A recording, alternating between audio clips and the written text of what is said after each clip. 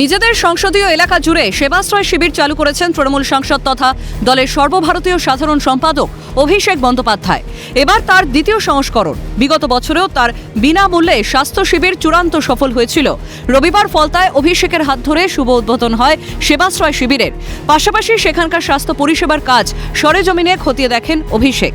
এই শিবির উদ্বোধনে যাওয়ার পথে রাস্তায় এক অচৈতন্য বৃদ্ধাকে সংজ্ঞাহীন অবস্থায় পড়ে থাকতে দেখেন অভিষেক। তড়িঘড়ি গাড়ি থেকে নেমে তাকে উদ্ধার করেন তিনি। এরপর নিজে হাতে তাকে প্রাথমিক শুশ্রূষা করেন। এরপর গাড়ি ডেকে ওই বৃদ্ধাকে সেবাশ্রয় শিবিরে পাঠান অভিষেক।